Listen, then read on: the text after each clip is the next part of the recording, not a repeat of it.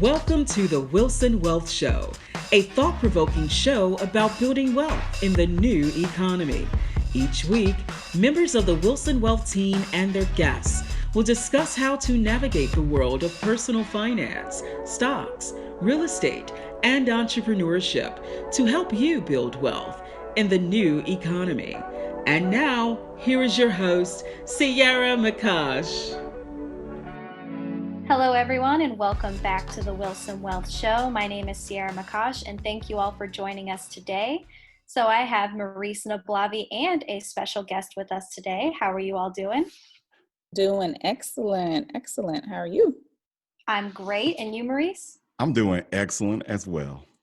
Fabulous. That is always wonderful to hear. So let's go ahead and just reflect on this month's theme. So as you all know from our last episode, our theme this month is the value of starting early. Last week, we discussed why people don't start focusing on financial goals earlier in life, and we concluded that the number one reason is lack of milestones to achieve by a certain age. The same could apply to focusing on our health earlier in life. It seems like we don't get serious about our health until later in life when we start getting sick, or around this time of year when we're determined to lose weight and look good. I don't know about you guys, but that's definitely me. So Maurice and Ablavi, do you think that applies to your situation? When do you focus on your health? You know, Ciera, this podcast is so timely because my aunt's cousin recently passed away from stomach cancer. And although I've known a lot of people to transition from all types of cancers, when I heard of her passing, that was added motivation for me to really get my whole entire food life together. And start going back to the things I used to do back when I was eating plant-based foods, as well as doing intermittent fasting. So that triggered something in me to really refocus. And as far as when do I focus on my health, I've seen my body go through a lot of changes since getting pregnant and becoming a mom just about 7 months ago now. And the entire time I've been very conscious of my health and what I'm eating. Although I've not made the best health decisions in a lot of cases, I do know the right things to do, and I'm actually doing them now. And of course, with COVID going on, it doesn't help because I like going to the gym and I just don't feel comfortable doing that right now. However, there are always ways to adjust when you have to and do some online exercising and that kind of thing. Oh, absolutely. You, Maurice? Once you get out of college, you're always focusing on your weight. If you ask me, it's kind of like your body lies to you for about 25 years and then starts telling you the truth. so it's truth time now, so this is who you really are. And so, and it's here to stay. So. Oh my gosh, I can relate to that so well, especially that milestone. I just hit 25 this year, and let me tell you, things have changed. They're not kidding. They're really not kidding. I was like, no, it's not going to happen for me. I'm going to be fine. Then I hit 25, and I was like, oh my God, it's hard to walk up the stairs without panting once I get to the top. So I am definitely looking forward to working on my health for sure. I have reached that point where I'm like, I can't just eat fast food all the time and expect it to just be okay. Oh yeah, definitely. That's one of the lies. That's one of the lies right there. Yeah. Eating what you can eat in your 20s, early 20s. Yeah, they were not kidding. And they weren't kidding when they said it was going to catch up to me too. It caught up. Definitely. But anyway, so we all know that there is a tendency to place a lot of emphasis on working out when it comes to getting in shape and maintaining our weight. As you all remember, all the rage last year was on the Peloton bike. Yes. And you guys heard about that mirror that you could put on the wall and exercise with? Yeah. Did you guys hear about that? Mm-hmm. That is crazy to me, first of all. I didn't hear about that until quite recently, and I saw a video on it, and it really blew my mind. I was like, wow, really? Like, it plays music, and that blew my mind for sure. Technology, it's crazy. But I will say not very much attention is paid to what is arguably the biggest determining factor of our health, which is what we eat. So everyone knows that saying where our weight loss is 80% diet and 20% exercise. So we decided to go ahead and bring in a food expert to help us talk about the value of eating well. So I'd like to go ahead and introduce our guest today, Greg Beacham. Greg Beacham is the founder of Touch of Soul, a holistic wellness company operating out of the DC metropolitan area. The company's primary objective is to educate, inspire, and empower families to take more responsibility for their own health through sustainable means. So, Greg, how are you doing today? And welcome to the show. Hey, I'm doing wonderful. Thanks for having me. Absolutely. We are so excited to have you. So, if you're all right with it, we've got some questions for you, and we can start whenever you'd like. Yeah, let's go for it. All right. So first question, can you just go ahead and start us off with a rundown of what you do? Okay. It's a pretty tough question for me to answer because it's been such a lifestyle thing that I don't consider anything that I'm doing out there. But I'll start with the food. You said I was a food expert. I wouldn't consider myself a food expert, but I do work with food. I've been vegan for 13 plus years now. My wife is the same, raising our children the same way. We grow our own food. I got into holistic wellness starting as a massage therapist, continued my education through food, herbal medicine, meditation, yoga, Qigong practices. I grow food outside. I do quite a bit, but ultimately what I do is I help people to find what works for them in building a wellness plan, and a sustainable wellness plan at that. Because everybody's not meant to be a vegan. I'm just gonna lay that out right. Oh man, we like you already, Greg. Exactly. That's why we brought you on the show, man. Yes. It's not sustainable. Everyone has their reasons for doing it, and truthfully, mine, it had nothing to do with health when I made the change. It was more environmental things and, just deciding how I was going to spend my money and where I was going to invest. And so the health stuff came afterwards. I started learning more about food after the initial dive into veganism. Largely my community around me was not very supportive. They all became food experts, and they all started telling me, you're going to get sick, you're going to become malnourished. And so I started doing the research, and I found that people that had higher plant-based diets had a little better chance in life, in longevity, and in aging well. There's a misconception that we're all going to become decrepit as we get older, but that's not necessarily true. Interesting. Well, I can definitely respect you for that, for sure. But that actually kind of moves us into our next question. You're talking about healthy lifestyles and how it is a lifestyle. It's not just something that you do one time. You got to do it every day. Right. So can you explain to us why a healthy lifestyle will give people better results than a diet? So, you hear the stories of the people that run so many miles before work or every day, and then they fall out from a heart attack. Yeah. We've come into understanding in recent years the devastation that stress plays on the body. Stress releases the cortisol hormone into the body, and with that flowing through the body, you'll find it nearly impossible to lose weight. And so the healthy lifestyle will encompass not just the physical, but the mental and spiritual aspect of yourself. I can't tell you what it is for every individual person. The things that fulfill your spirit, the things that bring you joy, that makes life worth living, these are the things that you'll have to start to pour into yourself. We have to remember to do that because we work so hard now. We have to remember to take times for ourselves. So a big part of the healthy lifestyle is finding the things that work for you and making sure it's something that you can sustain over a long period of time.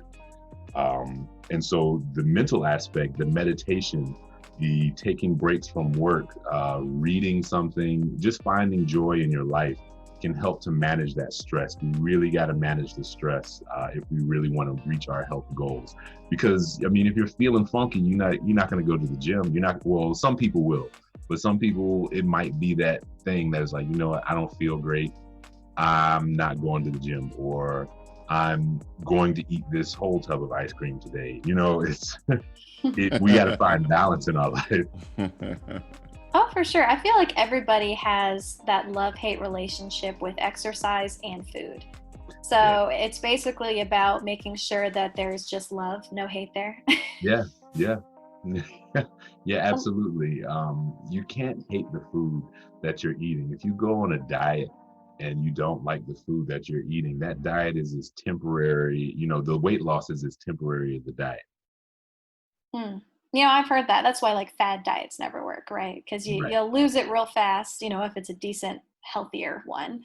Mm-hmm. But you're not going to sustain it because you're going to go back to doing what you did before. Exactly.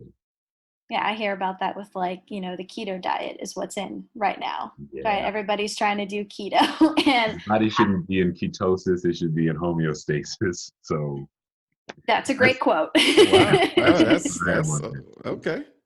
Okay. Yeah, someone write that down. I'm taking notes. Thank you, Maurice. But that's great. That's fantastic. So, you mentioned earlier how you understand that, the vegan lifestyle is not for everyone. Correct. So can you give us a few tips, eating healthy tips for those of us who want to eat meat and dairy products, but we also want to be healthy? Yes. So I will say that no matter what you're doing, I'm not a fan of dairy products. Just the hormones in them, the study, the research behind them. I don't want to put too much propaganda on it, but especially when it comes to breast cancer, cow's milk has the only known hormone known to continue the growth of cancer cells.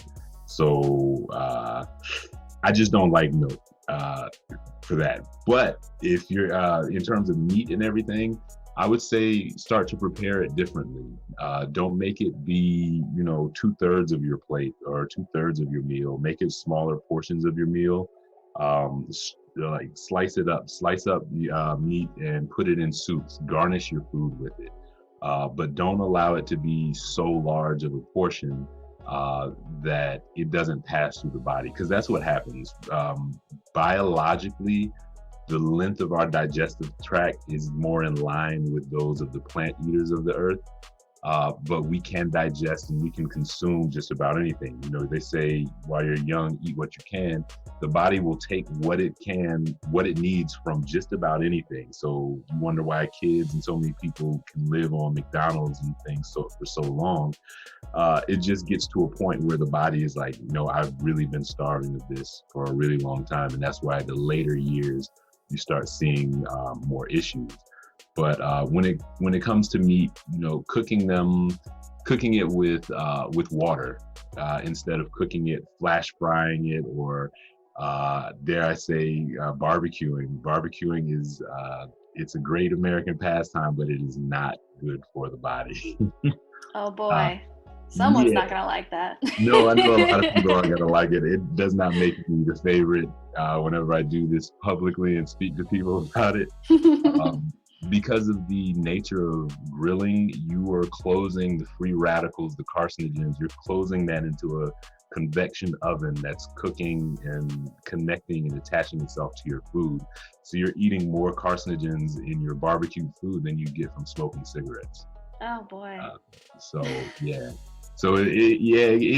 sounds a little boring. I mean, it sounds a little harsh, and it's like, well, I'm gonna go one way or the other. I'm not saying never do it, but know what you're doing to your body. Know what happens when you prepare food a certain way. When you sear food and it has those blackened pieces on it, those are free radicals that you're consuming and ingesting into your body. It tastes good. Yeah, it feels good. But antioxidants free the body of those free radicals. They clean the body of those. And high antioxidant foods like berries, blueberries, raspberries, strawberries, they're great for cleansing out the body. Live foods, that's why you'll see the big raw vegan movement. You eat this live food, it brings a lot of oxygen into the body. It brings the antioxidants into the body to cleanse the body. So if you're going to go one way, if you're still going to do your grilling and everything, have berry smoothies or something in the morning, but you can figure out, kind of piece together what you're doing. Like I had Oreo milkshakes the other day. Like there's nothing healthy about that, but you've got to enjoy the life that you're living. enjoy the food that you're eating, but find balance with it. Okay, so that whole, everything in moderation is true. Like we can eat things as long as moderation, and just pay closer attention to how we're preparing our food. Absolutely, because another example I would give when eating meats and whatnot, if you are eating meat and potatoes, it will kind of form a cement. It'll stay in the body for a really long time. It takes a really long time to move through the body. So if you're food coma. You said what? Yes. So Did you say, Ciera? I'm sorry. Oh, I said food coma. That's the definition of food coma. Got it. Okay. The food coma comes from the blood sugar spike that you get from eating certain foods, or just that heaviness of the meal, and the body realizing it takes so much energy to digest food. It's one of the most energy consuming processes the body has. And so when you bog it down with so much, and especially like a plaster like meat and potatoes, the body's gonna have a rough time moving it. And so I always suggest eating your salad at the end of the meal, because you take that foliage, you take the dark leafy greens, and it presses down and it pushes these things through your system, so that it can come out of your system. Because the other problem with it sitting in your small intestine and your large intestine is that's where we end up getting parasites. And when most of your immune system lives in the gut and the small and large intestine, you really don't want external parasites hanging out in it. Well, dang. Well, you know what? That makes me feel a little bit better, because I have always, since I was a little kid, eaten my salad last. And that's just because I wanted to get to the real meal first. But you know what? I'm excited to tell my parents I had it right all this time. Let them know. But that brings me into another question. I had a quick question about vitamins. I know that that's not on our list, but I wanted to ask, I've heard recently things about how it is better to get our vitamins from our food, and taking supplements really doesn't do anything. I mean, to your knowledge, is that true? More or less. Most of the vitamins aren't made equally. So you can go to certain places that use the old time spelling of shop, and their vitamins aren't really the highest quality. A lot of times when you want your vitamins, you generally want them from a liquid rather than a pill. The pills definitely, they last longer and everything, but the liquids are more bioavailable to the body. But then at the same time, you let go of a lot of it. You release a lot of what you get from these vitamins. A lot of the vitamins they'll say, 1,000% of your daily required dose. And I'm like, well, why do I need that? And you just have expensive pee now. But that's what I heard, that like you are peeing most of it out. Yeah, you pee most of it out. And so that's why I would suggest vitamins in liquid forms. If you are taking vitamins, but first of all, I would have you get these vitamins from the food. It's much better to get your vitamins from your food. Awesome. Well, thank you for clearing that up. That has been a hot topic amongst friends recently. Everybody's trying to get in shape, Yeah. They say summer bodies are made in the winter. Oh, yes.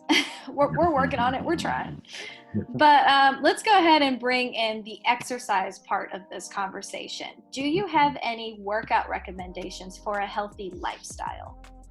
I might be biased as a yoga and Qigong instructor. That's how you say it. Qigong is like, what was that word? I said, that's how you say that word. I saw it on your website. I was like, cue something like, calm. You don't know about your Qigong, Maurice? Hey, look. Hey, Greg and I just met a couple of years ago. I love that salad thing. I've been on the site. I'm like, well, I know what yoga is, but this other thing, you gotta let me know. Qigong predates Tai Chi. It's less of an external martial art and more of an internal martial art. So it is part of the tier of Chinese traditional medicine that goes along with herbalism and whatnot. And so similar to yoga, you're linking movement with breath, and you're making gentle movements. And you're working through the various channels of your body, raising the energy and vibration and things of that nature. But the reason I suggest it is because it's gentle enough for everybody to do. It's gentle enough and sustainable enough for everybody to do, and you won't be hurting so bad that you won't want to do it again tomorrow. So you can build a daily practice starting 5, 10, 20 minutes a day. And so I would start from there. There are some things that you will do that will really build your strength, and you'll be surprised when you take a Qigong class or a yoga class and people are like, oh, it's just stretching, oh, it's just this slow moving, but you're using your own body weight.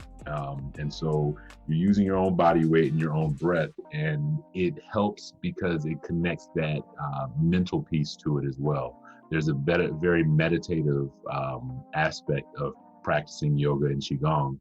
And when people aren't used to meditating, it's a great way to kind of get to that space as well. So I definitely suggest those. On the other hand, I like martial arts as well. I like boxing. I like kickboxing. I'll get a jump rope, get a little cardio here and there. I would say vary it up. You don't have to be any one thing. Try different things, move your body. But my favorite thing is always going to be body work. Using your own body weight. So the things you can do by yourself, the squats, the push-ups, and modify them as you need to, like, especially in the comfort of your own home. You don't have to think about people like, why is he doing push-ups on his knees?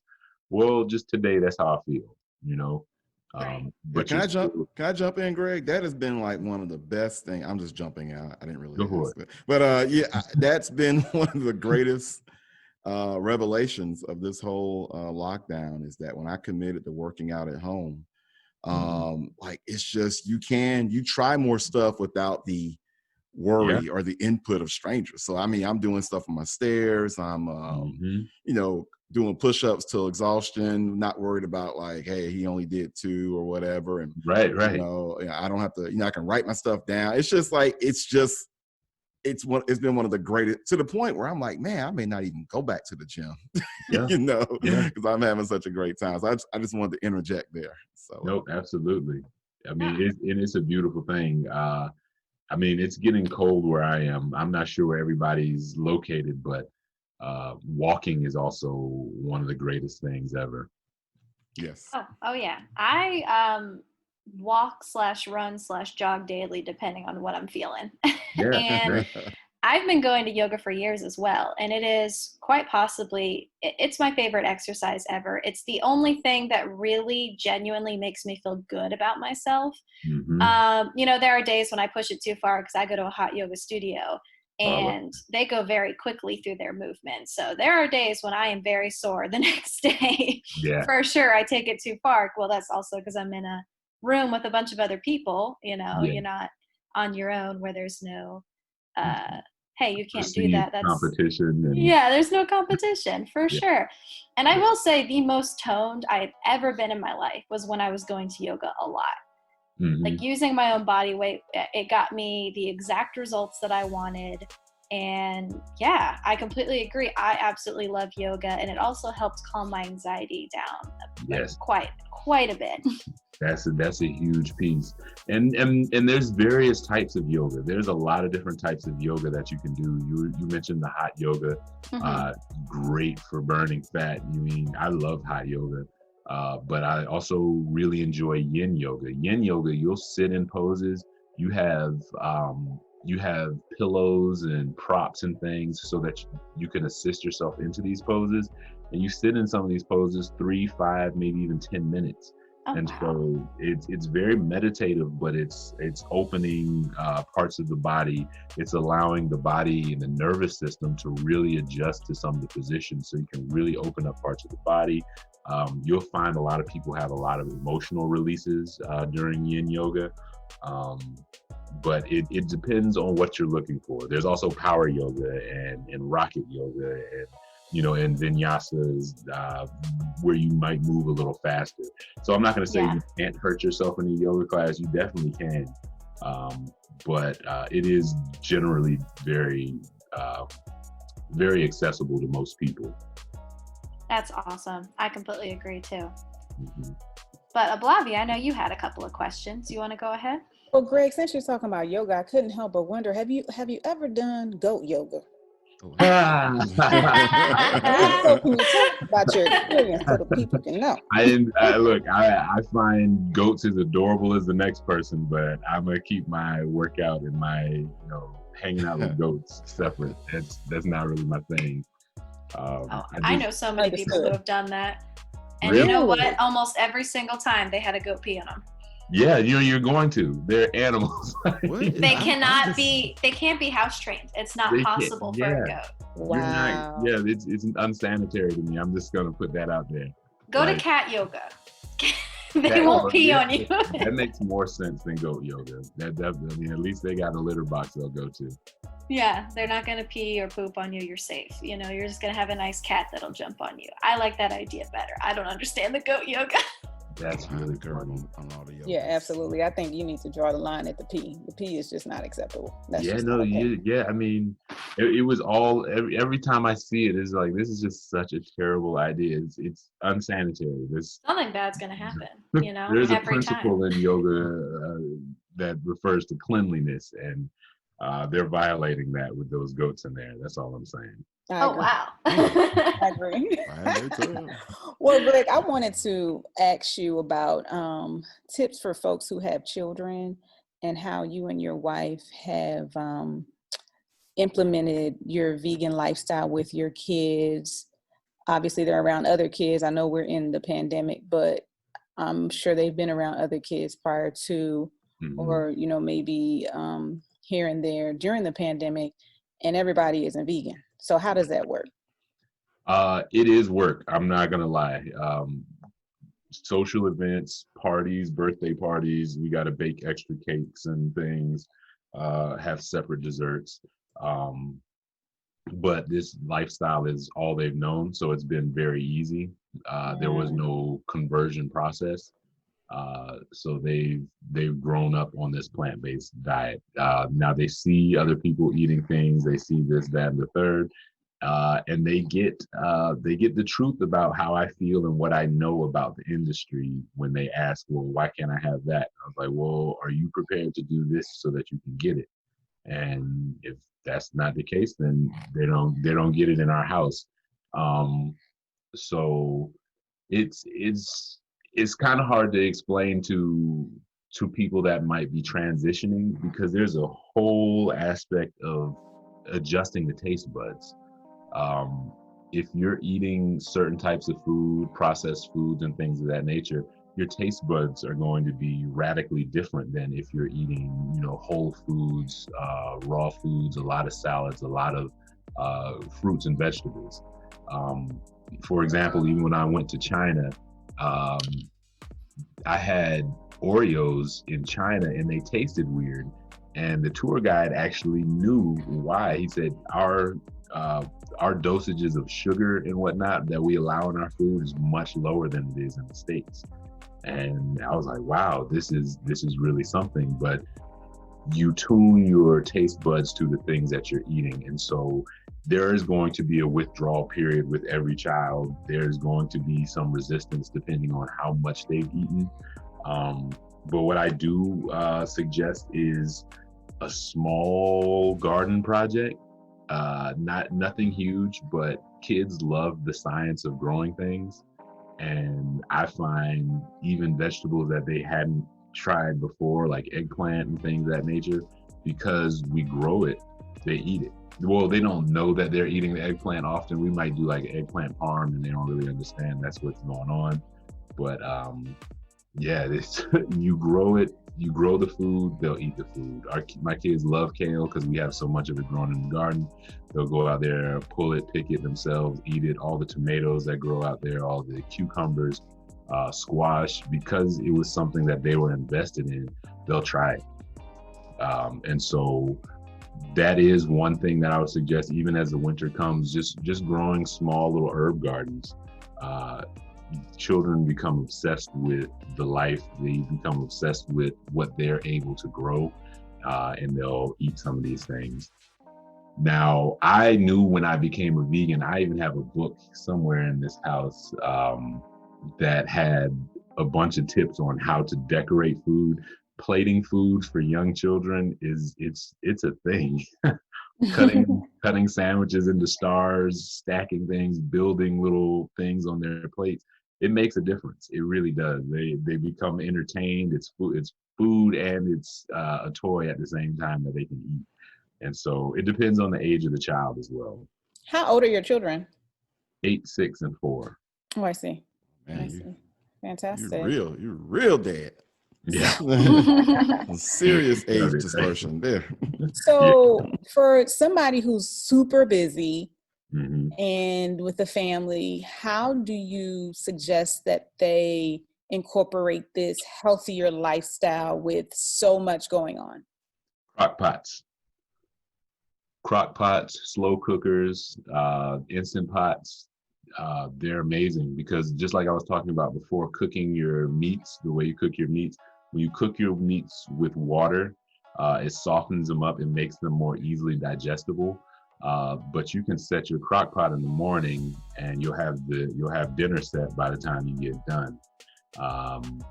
Definitely the meal prep aspect, definitely getting your kids and family members involved in making the food. Having them invested. Everybody in the household needs to be invested. My 8-year-old is starting to cook a lot more. My 6-year-old, she wants to, so she's willing to help.